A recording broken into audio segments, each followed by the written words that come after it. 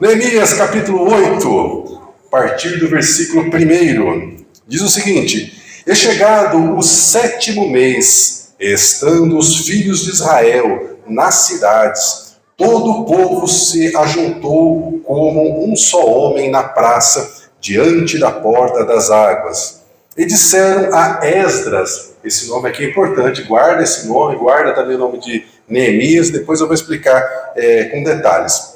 E disseram a Esdras, o escriba, que trouxesse o livro da lei de Moisés, que o Senhor tinha ordenado a Israel. E Esdras, o sacerdote, trouxe a lei perante a congregação, tanto de homens como de mulheres, e todos os que podiam ouvir com entendimento no 1º dia do 7º mês. Esdras leu o livro diante da praça, que está diante da porta das águas, desde o amanhecer até o meio-dia, perante homens e mulheres, e os que podiam entender. E os ouvidos de todo o povo estavam atentos ao livro da lei. E Esdras, o escriba, estava sobre um púlpito de madeira que fizeram para aquele fim. E estava em pé junto a ele, à sua mão direita, Matitias, Sema, Senaías, Urias, Ilquias e Maacéias. E à sua mão esquerda, Pedaías, Misael, Melquias, Assum, Asbadana, Zacarias e Mesulão. E Esdras abriu o livro perante a vista de todo o povo, porque estava acima de todo o povo, e abrindo ele, todo o povo se pôs em pé. E Esdras louvou ao Senhor, o grande Deus, e todo o povo respondeu: Amém, Amém, levantando as suas mãos, inclinaram suas cabeças e adoraram ao Senhor com os rostos em terra. E Jesuá, Bani, Serebias, Jamim, Acube, Sabetai, Odias, Mazéias, Quelita, Azarias, Josabade, Anã, Pelaías e os levitas ensinavam o povo na lei, e o povo estava no seu lugar. E leram no livro, na lei de Deus, e declarando e explicando o sentido, faziam o que, lendo, se entendesse. E Neemias, que era o governador, e o sacerdote Esdras, o escriba, e os levitas que ensinavam ao povo, disseram a todo o povo: Este dia é consagrado ao Senhor vosso Deus. Então não vos lamenteis nem choreis, porque todo o povo chorava, ouvindo as palavras da lei. Disse-lhes mais: Ide, comei as gorduras e bebei as doçuras, e enviai porções aos que nada têm preparado para si, porque este dia é consagrado ao nosso Senhor. Portanto, não vos entristeçais, porque a alegria do Senhor é a vossa força. E os levitas fizeram calar a todo o povo, dizendo: Calai-vos, porque este dia é santo. Por isso, não vos entristeçais. Então todo o povo se foi a comer, a beber e a enviar porções e fazer grande alegria, porque entenderam as palavras que lhe fizeram saber. Aleluia, glória a Deus. Meu irmão, minha irmã, vamos ser sinceros. Se você não entendeu nadinha do que eu li, você pode respirar aliviado, aliviada, porque de fato é um texto fora do contexto, não dá para entender nada do que está dizendo aqui. Então você é normal, fique em paz. Agora eu vou começar a explicar do que se trata esse texto. Esse texto se trata de um povo sofrido que amargou duras penas por conta de uma rebelião, de ter se afastado dos caminhos do Senhor, por conta de ter saído debaixo das asas do Altíssimo, e agora eles estão novamente desfrutando do privilégio de estar no lugar que eles nunca deveriam ter saído. Então, do que se trata esse texto? Esse texto se trata do exílio do povo de Deus na Babilônia. Lembra quando a gente fala que o povo de Deus saiu do Egito? Então, a gente fala muito sobre isso e pouco a gente fala de quando o povo saiu da Babilônia.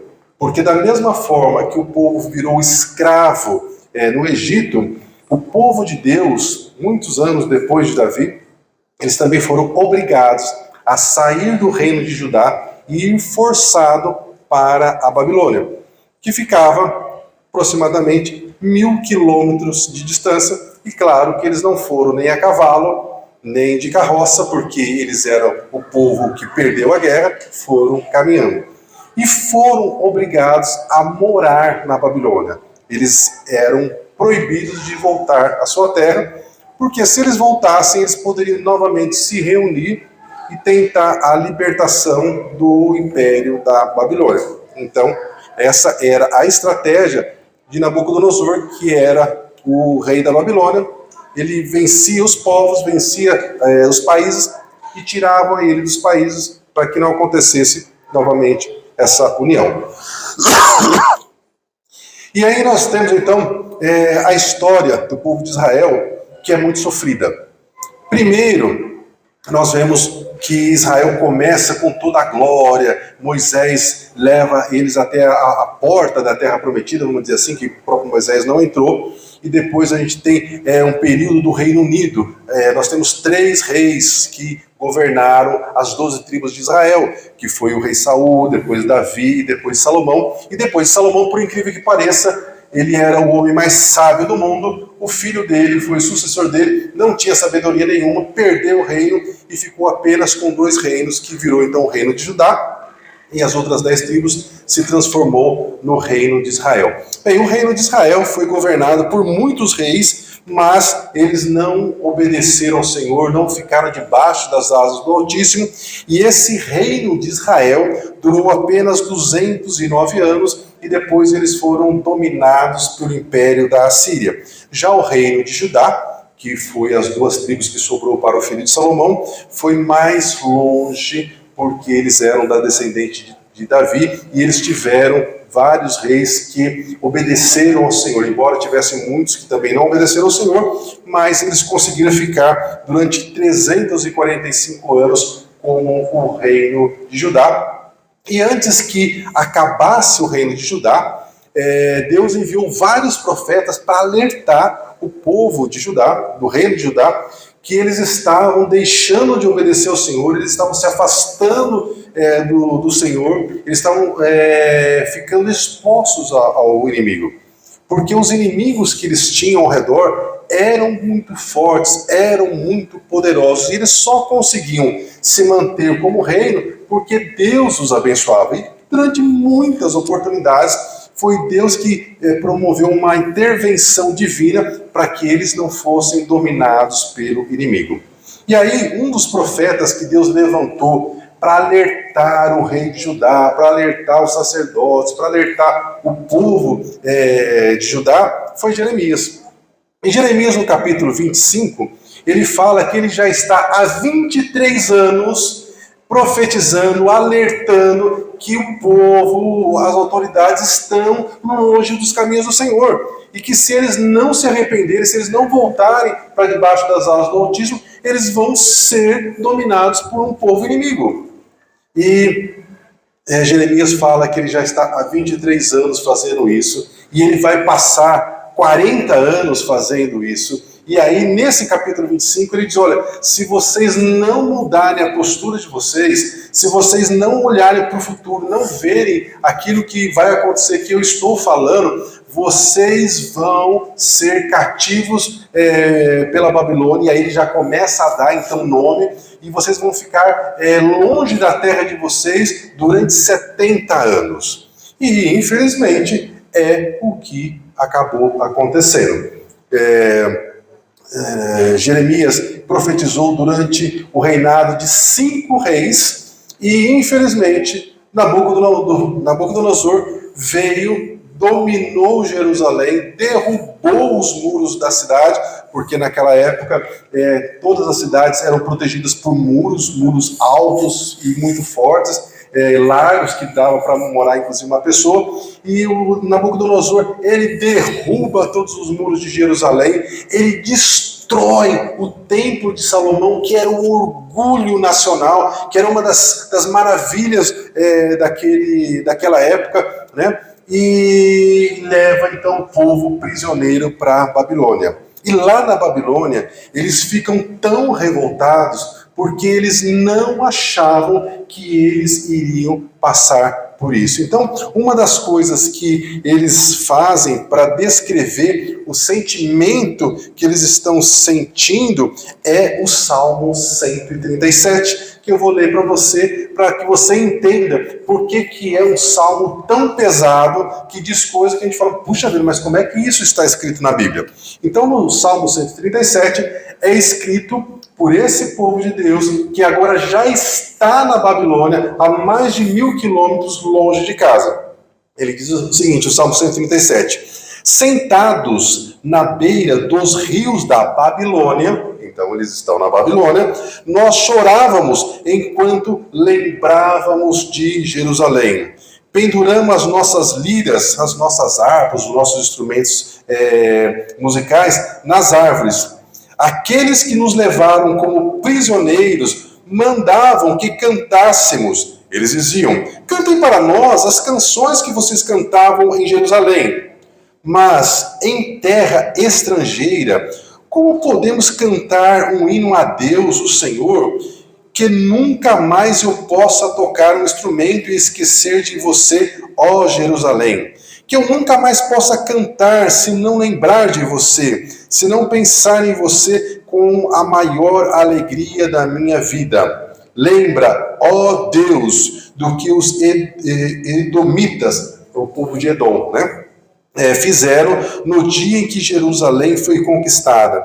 Lembra como diziam, arrasem Jerusalém até o chão. Aí eles começam a falar sobre a Babilônia. Né? Babilônia, você será destruída. E aí vem uma palavra extremamente pesada.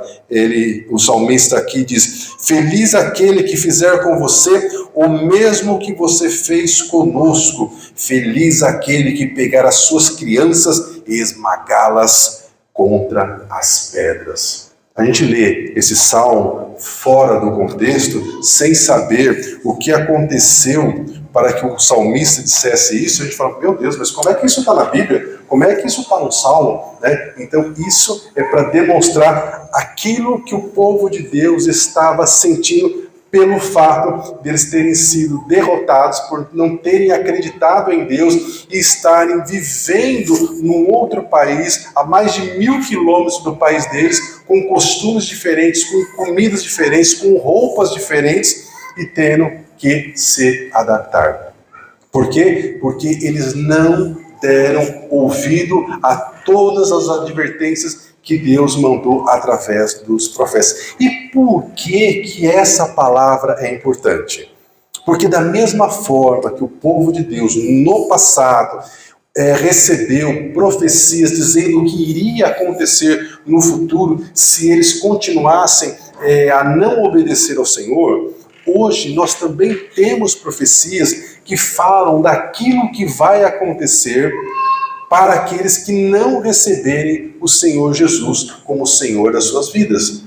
Daquilo que vai acontecer para as pessoas que não decidirem mudar de reino, de sair do reino das trevas e vir para o reino de Deus. Então, depois que esse povo estava lá na Babilônia, então eles começaram a se lembrar das profecias, né? Deus enviou os profetas para nos alertar e nós não demos ouvidos, nós achamos que aquilo era um absurdo, que jamais fosse acontecer. E da mesma forma hoje, quando a gente fala que Jesus um dia vai voltar, as pessoas falam, não vai voltar nada, mais de 2000 anos e até hoje não voltou, não vai voltar não. Irmãos, a gente não pode esquecer de como o planeta é. O planeta está flutuando no universo e ele só não sai da sua órbita porque é Deus que sustenta não só o planeta, mas o sistema solar e todo o universo. Vai chegar um dia que Jesus vai voltar. A Bíblia fala que Jesus viria como homem e ele veio. A Bíblia diz que ele iria sofrer, ele iria morrer e ele morreu. A Bíblia diz que ele iria ressuscitar e ele ressuscitou. E agora a Bíblia está dizendo que ele vai voltar, irmão.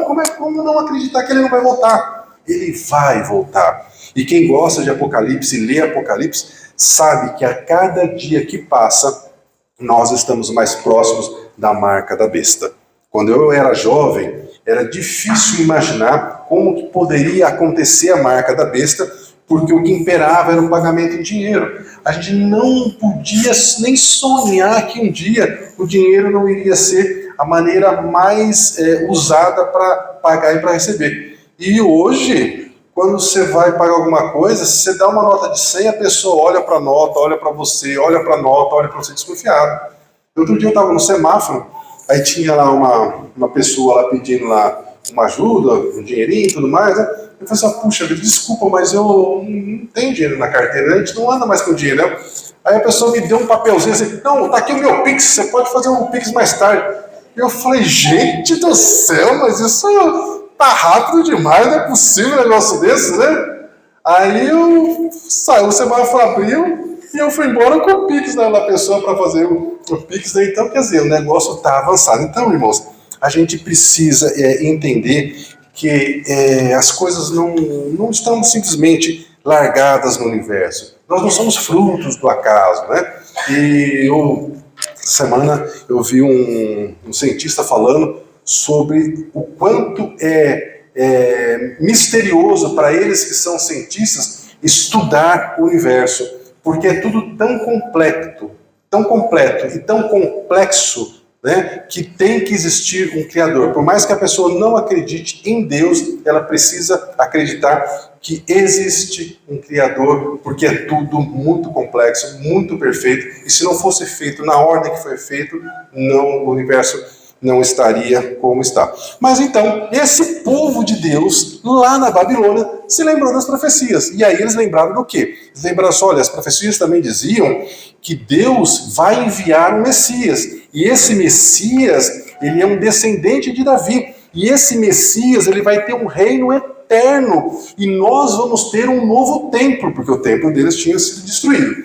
Então, daí você consegue entender quando Jesus está na terra, os seus discípulos ficam achando que ele vai restabelecer o reino de Israel naquele momento. Eles não conseguiam entender que naquele período Jesus vinha para vencer o reino espiritual, para estabelecer o reino espiritual, vinha para vencer primeiro o pecado, para depois, num outro momento, vir para estabelecer o seu reino. E é isso que a Bíblia fala. A Bíblia fala que chegará um tempo em que Jesus voltará e ele governará esse mundo durante 1000 anos. E nós reinaremos com ele. E você reinará com ele. Amém? Glória a Deus. E por incrível que pareça, depois desses 1000 anos, Satanás será solto novamente. Mas isso é história para um outro dia. Mas então o povo de Israel fica com essa esperança no coração. Não, mas a palavra, a profecia dizia que nós vamos ficar aqui na Babilônia durante 70 anos. Depois de 70 anos nós vamos voltar para Jerusalém. Nós temos a profecia de um Messias, nós temos a profecia de um reino eterno, nós temos a profecia que nós teremos um novo templo. Então, junto com aquelas pessoas que foram para a Babilônia, vai também Daniel e seus amigos, vocês conhecem a história. E Daniel, ele interpreta um sonho do rei Nabucodonosor, que era o imperador do mundo naquele momento. Né?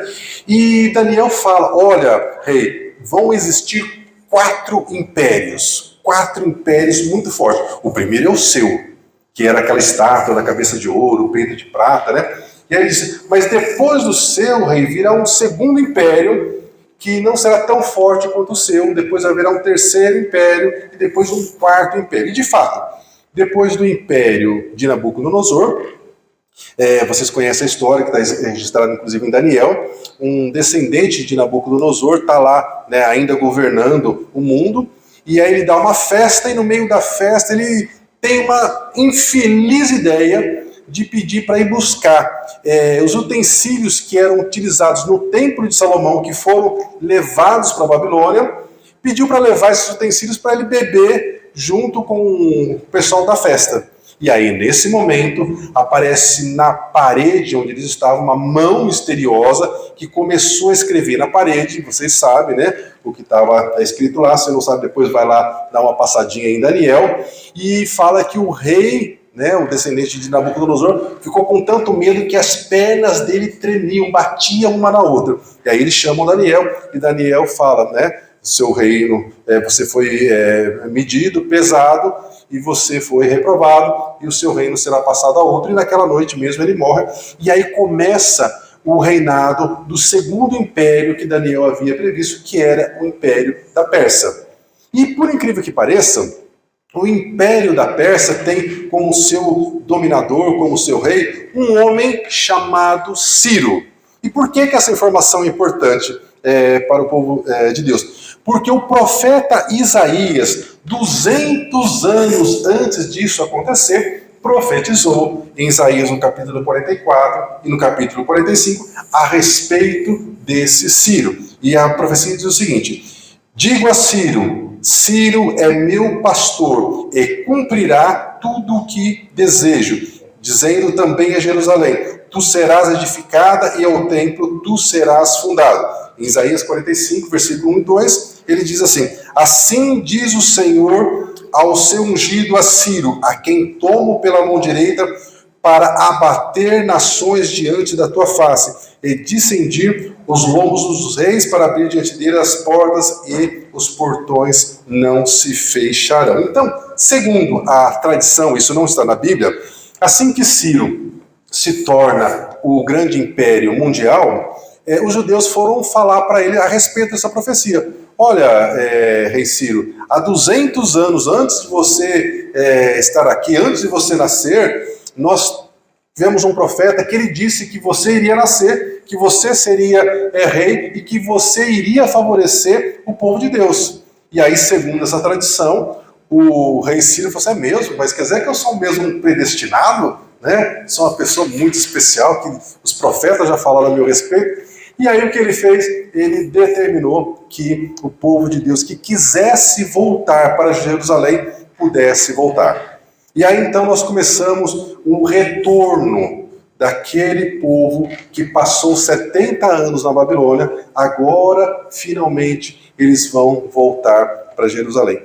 E ao voltar para Jerusalém, 3 coisas são importantes. Primeiro, que eles foram levados para a Babilônia em 3 momentos diferentes. E agora nós vamos ter também 3 momentos diferentes para o retorno desse povo de Deus para Jerusalém. E a primeira turma que retorna, eles vêm liderados por Zorobabel.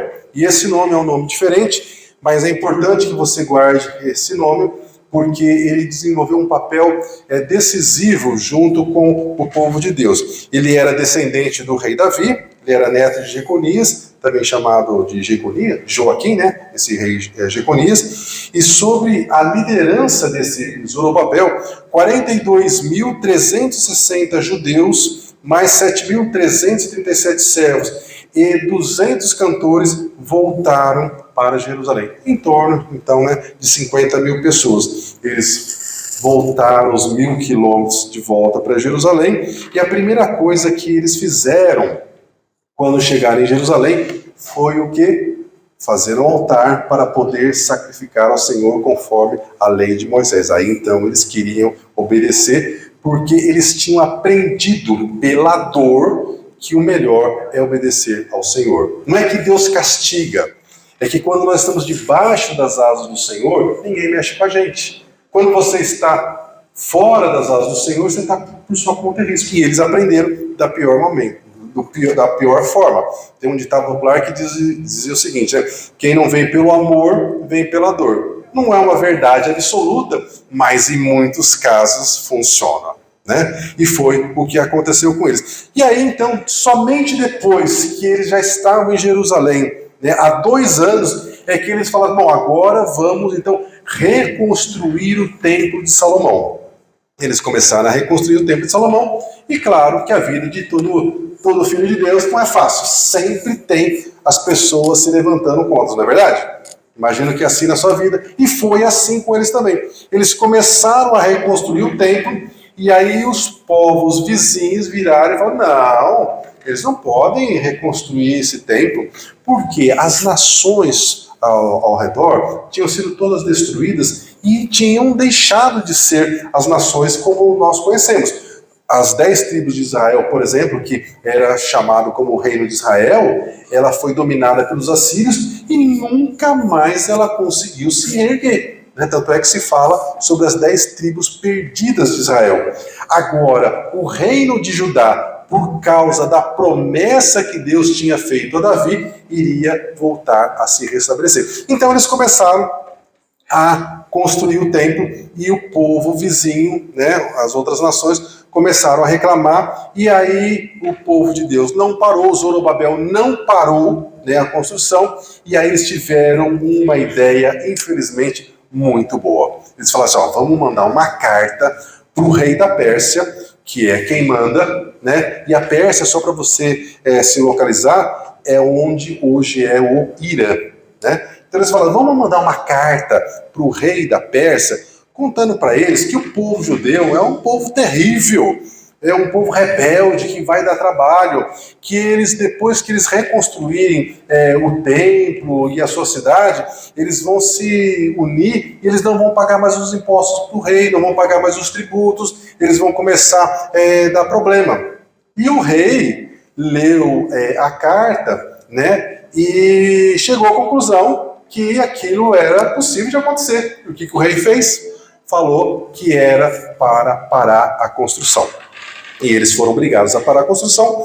E aí, segundo alguns autores, ficou 13 anos, outros falam que ficou 16 anos sem poder construir, mas Deus levanta o profeta Ageu, o profeta Zacarias, para dizer que o templo seria construído. E de fato, os tempos mudam, e aí vem uma ordem que eles poderiam reconstruir o templo, e eles reconstroem o templo, e aí demora em torno de mais ou menos 4 a 5 anos, e o templo fica finalizado. Mas demorou em torno de 20 a 25 anos para que o templo ficasse novamente construído.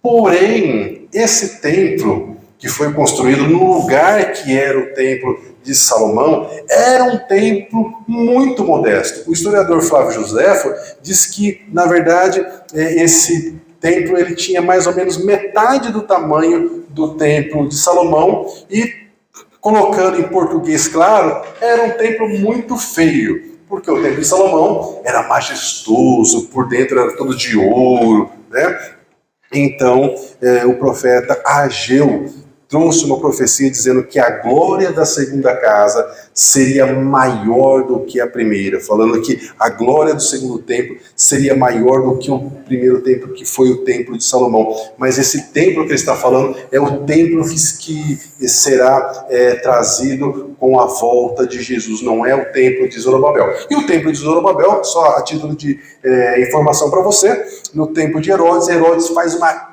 reforma gigantesca, e aí sim deixa esse templo muito bonito, mas Jesus disse que sobre aquele templo não ficaria pedra sobre pedra. E de fato, alguns anos depois da morte de Jesus, os judeus começam a se rebelar contra o Império Romano, e o general Tito, general romano, destrói o templo de Salomão, e destruído ele está até hoje, e construíram uma mesquita muçulmana. Então não se sabe quando é que vai poder ser refeito esse templo de Salomão, mas nós sabemos pelas profecias que esse templo será feito. Então, por conta de tudo isso, nós temos essa advertência do quanto nós precisamos dar ouvido àquilo que o Senhor está nos dizendo.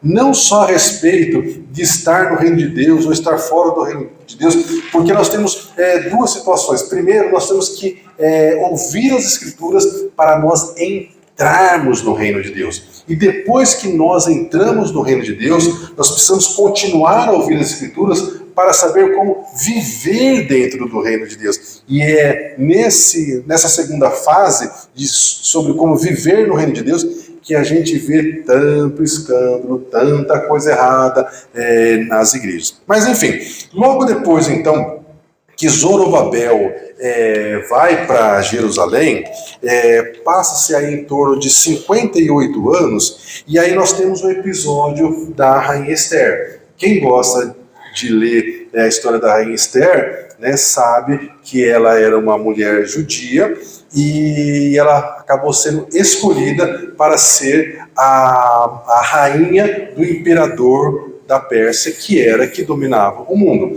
Só que tinha na corte o segundo homem mais importante do Império da Pérsia. Ele simplesmente odiava os judeus. Era um homem chamado Amã, e ele conseguiu, junto com o rei, uma autorização para fazer uma lei que, em determinado dia, todas as pessoas, por todo o Império da Pérsia, poderia matar todo e qualquer judeu, jovem, idoso, mulher e criança, e ainda tomar posse dos bens dos judeus. Então, a rainha Esther fica sabendo disso e ela consegue, então, através de uma estratégia muito inteligente que Deus deu a ela, conseguir uma outra lei para que os judeus pudessem se defender e assim eles não fossem exterminados. Então isso acontece nesse período pós-exílio, 58 anos depois que Zorobabel voltou para Jerusalém.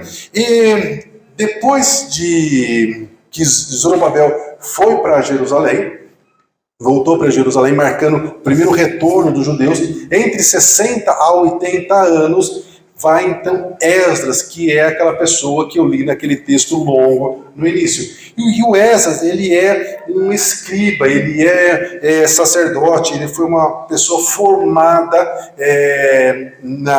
no exílio, mas uma pessoa muito zelosa ao Senhor. E lá na Babilônia, como eles não tinham mais o templo de Salomão, que era o lugar que eles adoravam ao Senhor, então foi lá que nasceu as sinagogas que a gente ouve falar no Novo Testamento, através das histórias de Jesus, e sinagogas que existem até hoje. Então dizem que Esdras foi o fundador das sinagogas, e ele vai então para Jerusalém com o propósito, com a missão de ensinar a lei do Senhor para o povo de Jerusalém, porque o povo de Jerusalém estava novamente deixando de obedecer os mandamentos do Senhor. E em Esdras 9, capítulo 1, ele diz o seguinte: o povo de Israel, inclusive os sacerdotes e os levitas, ou seja, aqueles que precisavam dar exemplos, não se mantiveram separados dos povos vizinhos e não se mantiveram separados das suas práticas repugnantes. E os líderes e os oficiais são os que estão à frente nessa atitude infiel. Ou seja, eles já tinham sofrido, já tinham passado 70 anos na Babilônia e novamente o povo de Deus estava saindo debaixo das asas do Altíssimo. E para piorar a situação, os que mais estavam fazendo isso eram aqueles que deveriam ser o exemplo, o bom exemplo para o povo, que eram os sacerdotes, os levitas, os líderes e os oficiais. Então, Esdras fica indignado, ele chora, ele jejua, mas depois ele chama o povo e ajuda o povo a voltar ao Senhor, aos caminhos do Senhor. E segundo a tradição, Esdras que organizou o Antigo Testamento, porque na época de Esdras, então Deus levantou o profeta Ageu, o profeta Zacarias, o profeta Malaquias, e aí então fecha o Antigo Testamento como nós conhecemos hoje. E dizem também que Esdras escreveu parte de 1 Crônicas, parte de 2 Crônicas. Mas enfim, 13 anos depois que Esdras já estava em Jerusalém, então nós temos a chegada de Neemias. Então 13 anos depois que Esdras estava em Jerusalém, chega Neemias. Neemias, ele era copeiro do imperador da Pérsia, pode parecer um cargo simples, mas era um cargo extremamente importante e influente, porque ele tinha acesso ao imperador. Ele toma conhecimento que os muros de Jerusalém, depois de tantos anos, mais de um século, depois que foram derrubados por Nabucodonosor, ainda continuam destruídos. E uma cidade, naquela época, sem muros, era uma cidade sem proteção e estava sujeita a ataque de ladrões, de inimigos, a qualquer momento. Então, ele pede autorização, ele consegue autorização do imperador da Pérsia para ir para Jerusalém para reparar os muros de Jerusalém. E ele faz isso. Ele chega em Jerusalém e ele começa então a reconstruir os muros. E por incrível que pareça, ele tem problemas, resistência entre os irmãos e também do povo de fora. Né? E aí chega um momento que ele tem então que colocar as pessoas para trabalhar com as ferramentas lá de pedreiro para reconstruir um muro em uma mão, e na outra mão tinha que ter a espada, porque a qualquer momento eles poderiam sofrer ataque do inimigo. Mas diz a tradição que, isso não está na Bíblia, mas diz a tradição que Neemias teve uma ideia muito inteligente.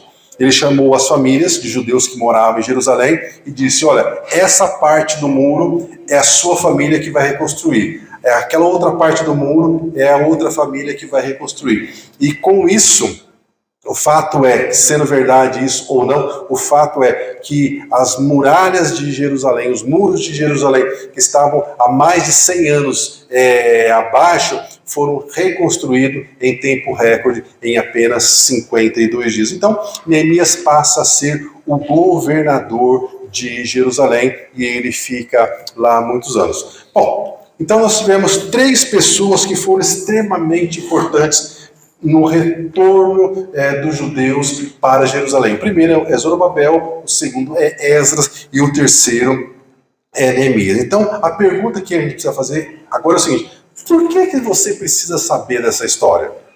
Como é que isso vai te ajudar amanhã, na segunda-feira, quando você estiver no trabalho, na escola ou na sua casa resolvendo os seus problemas? Bom, a gente precisa primeiro colocar no nosso coração que, da mesma forma que o povo de Deus foi alertado no passado e eles não deram ouvidos às palavras do Senhor e sofreram a pena, nós também podemos sofrer a mesma pena, as mesmas consequências, se nós não dermos ouvido à palavra do Senhor. A maior parte das pessoas e da maior parte das famílias estão como os judeus estavam lá na Babilônia.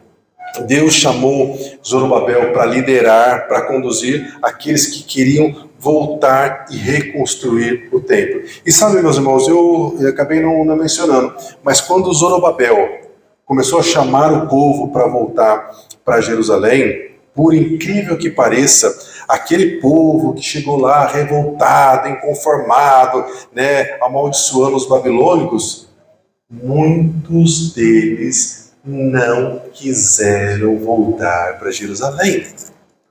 Quando chegou o momento que eles podiam voltar, eles não quiseram voltar para Jerusalém. E muitos deles não voltaram. E por que não voltaram? Porque lá na Babilônia, ao contrário daquilo que aconteceu no Egito, eles não eram escravos. Eles eram um povo de segunda categoria, vamos dizer assim, né? Mas eles começaram a trabalhar, começaram a comprar, começaram a vender, começaram a prosperar, começaram a ter vida boa. A história diz, inclusive, que alguns viraram banqueiros dentro da Babilônia e estavam com a vida tão boa, tão confortável na Babilônia, que eles falaram: imagina que eu vou voltar para Jerusalém, aquela cidade fantasma destruída, e não voltaram.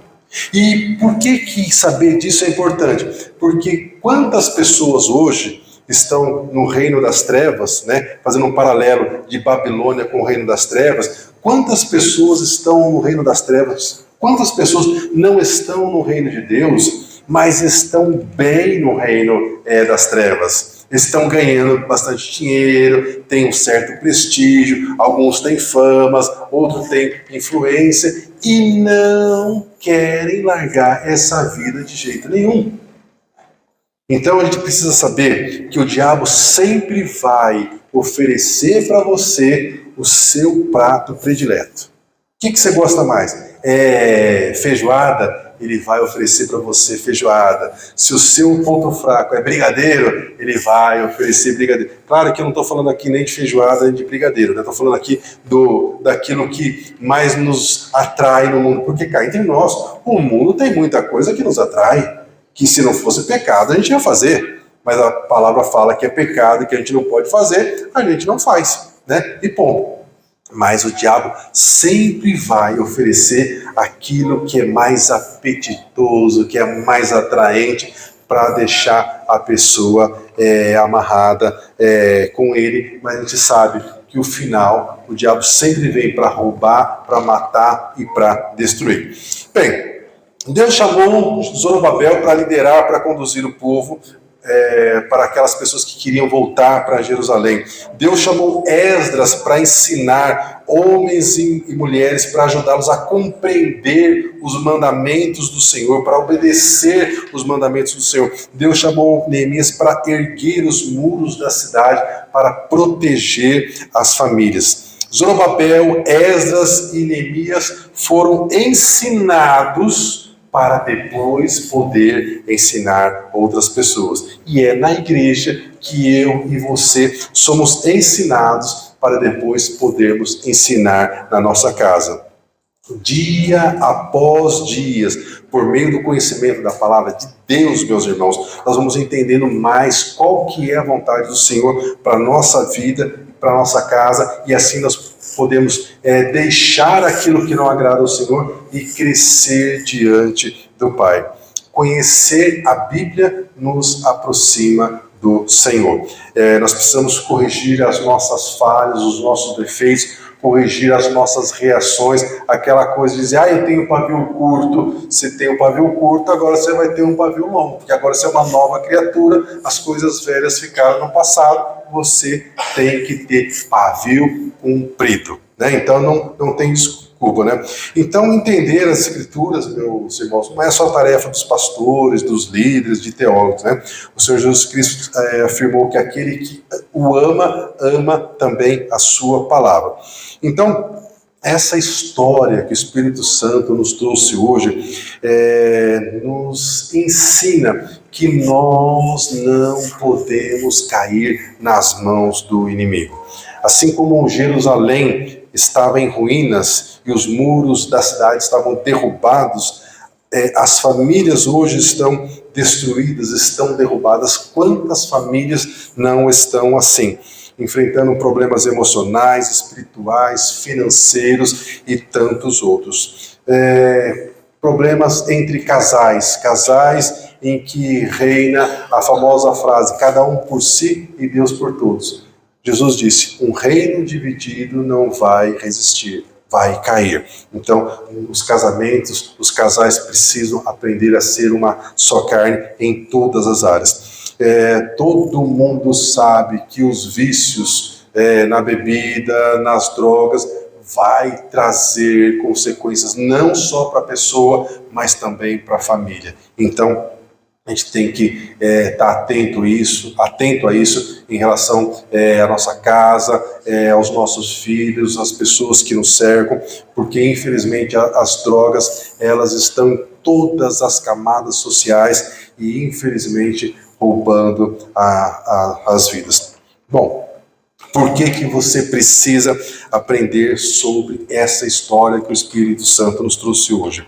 Assim como o povo de Deus precisou reconstruir e aprender o que é prioridade, que é obedecer aos mandamentos do Senhor, nós precisamos reconstruir nas nossas famílias o lugar que cabe ao Senhor, para que a nossa família entenda qual que é a nossa prioridade como ser humano, que não é ficar rico, que não é se dar bem, mas sim que é aprender qual é a vontade do Senhor para nós. Com o Senhor no barco, como nós cantamos aqui, com dinheiro ou sem dinheiro, com um grande amor ou sem um grande amor, com um companheiro ou companheira, a gente vai passar. Agora, sem Jesus, a gente não vai passar. E nós precisamos aprender, como Neemias, que nós precisamos olhar onde estão os buracos nos muros das nossas famílias, quais são as brechas nos muros da nossa casa, e tampar essas brechas para que o inimigo não entre na nossa casa. Meu irmão e minha irmã, reconstruir uma família é difícil. Então é muito mais fácil você continuar a trabalhar na construção, porque a reconstrução é muito mais difícil. Mas é evidente que construir uma família dá trabalho, exige paciência. Tem hora que você vai clamar por misericórdia, pedir para que Jesus volte ou para que Ele te leve. Normal, mas você precisa ter domínio próprio. Não é à toa que o domínio próprio é fruto do Espírito Santo, porque nós precisamos de um superpoder que nós não temos para poder vivermos como nós precisamos. Então, meu irmão, minha irmã, da mesma forma que o Senhor chamou Zorobabel para liderar o povo de Deus, o Senhor também chamou você para liderar a sua casa, para liderar a sua família, para governar a sua casa. Você é o Esdras da sua casa. Você foi chamado pelo Senhor da mesma maneira que Esdras foi chamado pelo Senhor para ensinar a palavra de Deus ao seu povo. Nós precisamos ensinar a palavra de Deus ao povo lá da nossa casa. Porque se nós não fizermos isso, quem vai fazer? Ninguém, meu irmão. Então cabe a nós essa responsabilidade. E se você é o Zorobabel da sua casa, se você é o Esdras da sua casa, você também é o Neemias. É você que precisa ver quais são as brechas que tem lá para que no mundo espiritual você não tenha problema de ter ataque espiritual por conta de brechas que estão nos muros. Quero convidar os irmãos, as irmãs do louvor para voltar, que eu já estou encerrando. Então, meu irmão, minha irmã, a sua família precisa de você. E você precisa do Senhor. E é na igreja que você recebe ensino e orientação, valores e princípios para ter relacionamentos saudáveis e também para aprender mais sobre a vontade do Senhor para você e para sua casa. Jesus disse: e conhecereis a verdade, e a verdade vos libertará. Você precisa de ensino e, ao mesmo tempo, você precisa ensinar a sua família. Então, a igreja é o lugar que você pertence. Você precisa ter no seu coração que você sim pertence a uma igreja. E por que você precisa aprender sobre essa história que o Espírito Santo nos trouxe hoje? Porque, como disse o profeta, é melhor obedecer do que sacrificar. O preço da consequência do pecado, ele é muito alto. O apóstolo Paulo disse que o salário do pecado, a recompensa do pecado é a morte. E Jesus também disse: sem mim vocês não podem fazer nada de bom. Então nós precisamos do Senhor. E para nós podermos contar com o favor do Senhor, com a graça do Senhor, com a misericórdia do Senhor, nós não podemos sair debaixo das asas do Senhor. Durante essa semana, lembre-se, ferramenta numa mão para fazer o que você tem que fazer e espada do Senhor na outra mão. Lembre-se que você está numa luta espiritual. Assim como o Zorobabel, Esdras e Neemias foram chamados por Deus para ajudar a reconstruir o povo deles, você também foi chamado pelo Senhor para ajudar o povo da sua casa. Você foi chamado por Deus para liderar a sua casa, para liderar a sua família. Você é o Zorobabel da sua casa, você é o Esdras, você é o Neemias. Não permita que o inimigo encontre brechas na sua casa. Esteja atento e vigilante. Persevere a sua fé, persevere na sua integridade. Garanta que a sua família esteja debaixo das asas do Altíssimo. Vamos ficar de pé? Quero pedir para você então louvar esse louvor junto com as irmãs.